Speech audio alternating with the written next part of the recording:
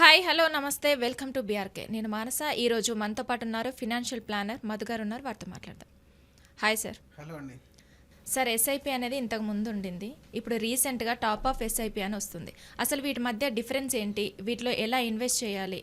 ఎలా ఇన్వెస్ట్ చేస్తే మనకు మంచి రిటర్న్స్ వస్తాయంటారు? జనరల్గా మనకు ఎస్ఐపి అనేది మంత్లీ మోడ్లో చేసే ఇన్వెస్ట్మెంట్ అనమాట.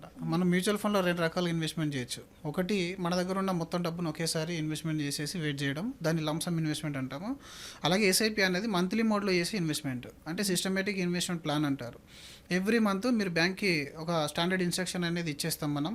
అప్పుడు మీరు ఇన్వెస్ట్మెంట్ చేయాలనుకున్న 10,000 కానీ 15,000 కానీ ఆ పర్టికులర్ డేట్ రోజున మీ బ్యాంక్ నుంచి డెబిట్ అయిపోయి మ్యూచువల్ ఫండ్ ఏఎంసీ ద్వారా మనకి ఇన్వెస్ట్మెంట్ అనేది అయిపోతుంది. సో దీన్ని రెగ్యులర్గా ఎస్ఐపి అని అంటారు.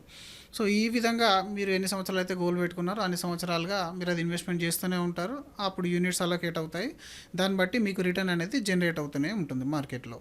సో ఎస్ఐపి అసలు మెయిన్గా చేయడానికి రీజన్ ఏంటంటే మార్కెట్లో ఉండే అప్స్ అండ్ డౌన్స్ని కొంచెం కంట్రోల్ ఉంచుకోవడానికి.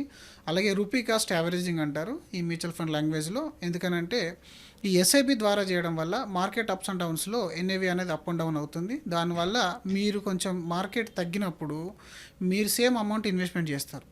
మీరు మార్కెట్ పెరిగినప్పుడు కూడా సేమ్ అమౌంట్ ఇన్వెస్ట్మెంట్ చేస్తారు. ఎస్ఐపి అనేది మనం 10,000 ఫిక్స్ అయినామంటే మార్కెట్ అప్ ఉందా డౌన్ ఉందా ఇంకా అప్పుడు అది పట్టించుకోం కదా, ఎందుకంటే ఆ 10,000 ఇన్వెస్ట్మెంట్ అయిపోతుంది.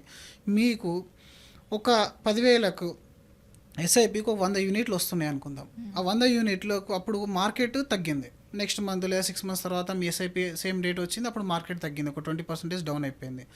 ఏమవుతుంది అప్పుడు 20% డౌన్ అయింది కాబట్టి ఆ 20% ఆఫ్ యూనిట్స్ మీకు ఎక్స్ట్రాగా యాడ్ అయిపోతాయి. ఎప్పుడైతే మార్కెట్ మళ్ళీ పెరుగుతుందో మీరు ఆల్రెడీ అక్కడ ఫ్రీగా కొన్న యూనిట్ ఉన్నాయి కదా, మీకు కొన్ని 20% ఫ్రీగా వచ్చేసాయి కదా, వాటి యొక్క వాల్యూ అనేది గెయిన్ అవుతుంది.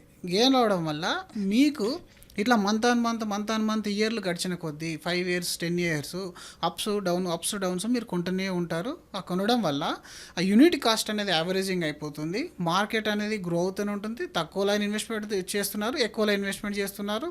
అది కాంపౌండ్ రిటర్న్ అనేది వర్కౌట్ అయిపోయి మీకు ఒక పెద్ద కార్పస్ అనేది క్రియేట్ అవుతుంది. ఫర్ ఎగ్జాంపుల్ మీరు ఒక 15,000 రూపాయలు కనుక పర్ మంత్ పెట్టుకున్నట్టయితే ఒక 15% రిటర్న్ కానీ ఇచ్చినట్టయితే లాస్ట్ 45 years హిస్టరీలో కూడా మేము 15% యావరేజ్ సెన్సెక్స్ రిటర్న్ అనేది ఇచ్చింది. ఇక్కడ మనం సెన్సెక్స్ ఒకటే కాదు, రకరకాల మీడియం స్మాల్ మైక్రో క్యాప్లో కూడా ఇన్వెస్ట్మెంట్ చేస్తున్నాం కాబట్టి యావరేజ్గా మీ ఎక్స్పెక్టేషన్ ఫేర్గా ఒక 15% అనేది పెట్టుకోవచ్చు. అప్పుడు ఇప్పుడు ఎస్ఐపిలో ఇన్వెస్ట్ చేసే వాళ్ళు మినిమం ఎంత అమౌంట్ ఉండాలి? ఎంతైనా చేసుకోవచ్చు. 500 నుంచి స్టార్ట్ అయింది. ఎస్బీఐ వాళ్ళైతే 100 రూపీస్ కూడా యాక్సెప్ట్ చేస్తున్నారు. డైలీ ఎస్ఐపి, వీక్లీ ఎస్ఐపి కూడా వచ్చినాయి.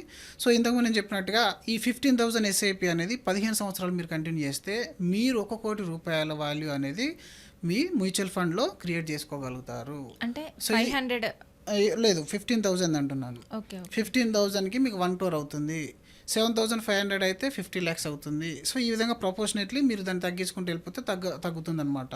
అయితే చాలామందికి ఈ మధ్యలో వింటున్న వర్డ్స్ ఏంటంటే టాప్అప్ ఎస్ఐపి లేదా స్టెప్అప్ ఎస్ఐపి. చాలా ఇన్స్టాగ్రామ్లో కానీ ఇంకా మనకు బయట కానీ న్యూస్లో కానీ స్టాక్ మార్కెట్ యాడ్స్లో కానీ దాదాపు ఎక్కడైనా కూడా టాప్అప్ ఎస్ఐపి, టాప్అప్ ఇన్వెస్ట్మెంట్ అనేది వింటున్నాము. ఈ టాప్అప్ ఇన్వెస్ట్మెంట్ అని ఏంటంటే ఈరోజు మనకు శాలరీ తక్కువ ఉంది కాబట్టి మనం ఒక 10,000 ఎస్ఐపి స్టార్ట్ చేసినాం. మరి 1 year తర్వాత 2 year తర్వాత మనకు ప్రమోషన్ వస్తుంది, ఇంక్రిమెంట్లు వస్తాయి. అప్పుడు మన ఇన్కమ్ పెరిగినప్పుడు ఖర్చులు కూడా పెంచుకుంటాం. అలాగే ఫ్యూచర్ ఎక్స్పెక్టేషన్ కూడా పెరుగుతుందా, లైఫ్ అనేది మనం అప్గ్రేడ్ చేస్తూ వెళ్ళిపోతాం. సో ఈ రోజు ఉన్న పరిస్థితి వేరు, రేపు 5 సంవత్సరాలు వచ్చే పరిస్థితి వేరు కాబట్టి అప్పటి ఖర్చులకు అనుగుణంగా, అప్పటి ఇన్ఫ్లేషన్కి అనుగుణంగా మన గోల్స్కి మనకు కావాల్సిన అమౌంట్ రావాలి అనుకుంటే, ఫర్ ఎగ్జాంపుల్ ఇప్పుడు మీరు ఒక 5 లక్షలు సేవ్ చేద్దామని ఫిక్స్ అయ్యారు. 5 లక్షలు అనేది 10 సంవత్సరాల తర్వాత దాని వాల్యూ పడిపోతుంది. 7% ఇన్ఫ్లేషన్ చెప్పిన 2,50,000 అవుతుంది. మరి 2,50,000 అని అంటే మీ గోల్ 5 లక్షలు కదా. 5 లక్షలు కాస్త ఏమైంది, ఆ రోజు పర్చేసింగ్ పవర్ 10 lakhs ఉండాలి మన దగ్గర. మరి 10 లక్షలు ఉండాలి కదా మన దగ్గర. మనం 5 లక్షలు చేస్తే మళ్ళీ పర్చేసింగ్ పవర్ ఏమైంది, ఆఫ్ అయిపోయింది మన దగ్గర.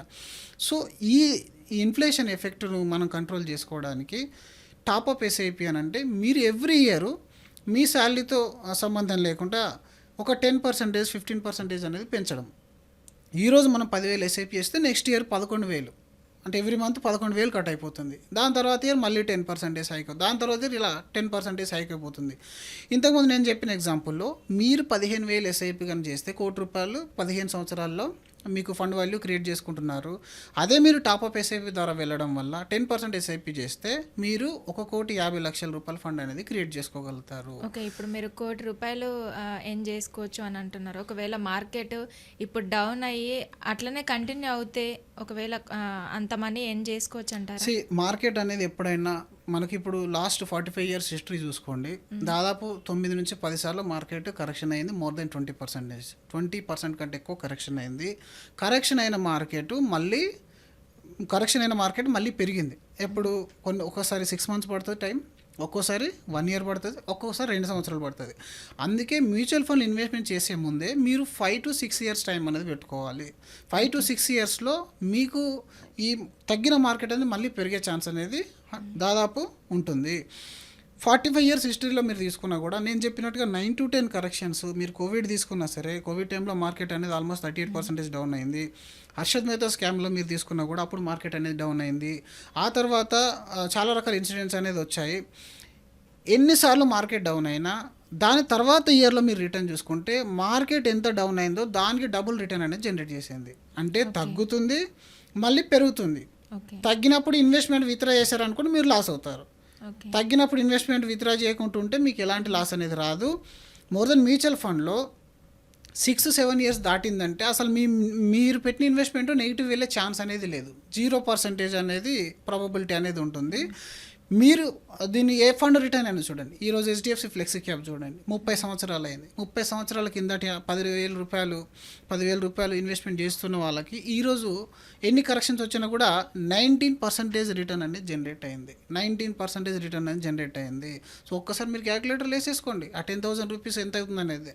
సో ఈ విధంగా మీరు సిస్టమేటిక్లో ఇన్వెస్ట్మెంట్ చేస్తే మార్కెట్ తగ్గినా పెరిగినా పెద్ద బాధపడాల్సిన అవసరం లేదు. మీరు ఒకేసారి ₹1,00,00,000 పెడితే మార్కెట్ ఒక 30% కరెక్షన్ అయితే 30 lakhs అనేది మీరు మైనస్లో కనబడుతుంది. 70 లక్షలు ఉంటుంది ఫండ్ వాల్యూ. కానీ మీరు పెట్టిన కోటి దేనికోసం పెట్టారు, ఎన్ని సంవత్సరాల కోసం పెట్టారు అనేది దాన్ని బట్టి మీరు ఫండ్ సెలెక్షన్ చేసుకోవాలి. అక్కడ డెట్ కేటగిరీ ఆఫ్ ఫండ్స్ ఉంటాయి, హైబ్రిడ్ కేటగిరీ ఆఫ్ ఫండ్స్ ఉంటాయి. మీ కేటగిరీ మీరు చూజ్ చేసుకోవాలి. మీ రిస్క్ హెపటైట్ ఏంటి, దేనికోసం సేవ్ చేస్తాను. ఫర్ ఎగ్జాంపుల్ ఇప్పుడు మనం రెగ్యులర్గా ఆలోచిస్తే మీరు ఒక ఇల్లు కొనాలి, ఒక 10 సంవత్సరాల టైం ఉంది మీ దగ్గర. ఆ 10 సంవత్సరాల తర్వాత మీ గోల్ ఏంటి, ఎంత కావాలి, దానికి మనం ఎంత ఎస్ఐపి స్టార్ట్ చేయాలి, ఈరోజు డిసైడ్ కావాలి. మేము అందులో ప్లాన్ చేసేస్తాం ఆ 10 సంవత్సరాలకి ఎంత ఎస్ఐపి చేయాలనేది. మార్కెట్ అప్స్ అండ్ డౌన్స్లో మీ పోర్ట్ఫోలియోని మేము రివ్యూ చేస్తూ ఉంటాం. ఎప్పుడైతే మీ గోల్కి ఒక 1 year 2 year ముందే మనం దీన్ని ఇంకా మనం నెక్స్ట్ ఇయర్ కంపల్సరీ మనం విత్డ్రా చేయాలి అనుకున్నప్పుడు ఏం చేస్తాము, దాన్ని ఈక్విటీ నుంచి హైబ్రిడ్ కేటగిరీ కానీ డెట్ కేటగిరీని మార్చేసి దాని తర్వాత ఆఫ్టర్ 1 year విత్డ్రా చేసుకుంటాము. లేదు 9th ఇయర్లోనే మార్కెట్ పడింది, అప్పుడు ఏంటి పరిస్థితి, ఎలాగ మళ్ళీ 1 year టైం ఉంటుంది కదా మనకి. ఆ 1 year లోపల దాదాపు మార్కెట్ అనేది రికవర్ అయిపోతుంది. అప్పుడు మీరు అనుకున్న ఫండ్ వాల్యూ అనేది మీకు వచ్చేస్తుంది. ఎప్పుడు కానీ మీరు పెట్టిన క్యాపిటల్ ఎటుపోదు. 5 years ఉన్నారంటే మంచి రిటర్న్ రావాలంటే మాత్రం 5 to 6 years అనేది మినిమం ఉండాలి. లాంగ్ టర్మ్ మీరు ఎంత ఎక్కువగా వెయిట్ చేస్తే అంత కాంపౌండింగ్ ఎఫెక్ట్తోని మీ ఫండ్ వాల్యూ అనేది అంత గ్రో అవుతుంది. సో ఈ విధంగా ప్లాన్ చేస్తే మ్యూచువల్ ఫండ్లో మీరు భయం గురించి అంటే నష్ట భయం అనేది అసలు ఉండదు. స్టాక్ మార్కెట్ అంతగా మీకు వొలటాలిటీ అనేది మ్యూచువల్ ఫండ్లో అసలు ఉండదు. సో కాబట్టి అలాంటి డౌట్స్ ఏం పెట్టుకోవాల్సిన అవసరం లేదు. మీరు ఏ ఫండ్ రిటర్న్ చూసుకున్నా సరే ఈరోజు మీరు ఆన్లైన్లోకి వెళ్ళి ఏ ఫండ్ రిటర్న్ అయినా చూడండి. లాస్ట్ ఒక 15 years ఉన్న ఫండ్ని కనుక చూసుకున్నట్టయితే మినిమం రిటర్న్ అనేది మనకు 11 to 12% అనేది జనరేట్ చేసింది. ఈవెన్ 12% అయినా కూడా ఎవ్రీ 7 yearsకి డబుల్ అయిపోతుంది మీకు. సో ఆ విధంగా పెద్ద ప్రాబ్లం అనేది ఏముండదు. అలాంటి డౌట్స్ ఏం పెట్టుకోవాల్సిన అవసరం అనేది లేదు.